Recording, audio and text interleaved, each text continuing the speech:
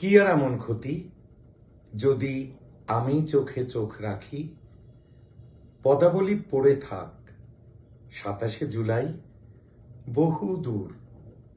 এখন দুপুর, দেখো দোতলায় পড়ে আছে একা। চলো না সেখানে যাই। করিডোরে আজ খুব হাওয়া। বুড়ো বটে 2:10 উড়ে এলো কটা পাতিকা। স্নান কি করনি আজ? চুল তাই মৃদু এলোমেলো। খেয়েছ তো?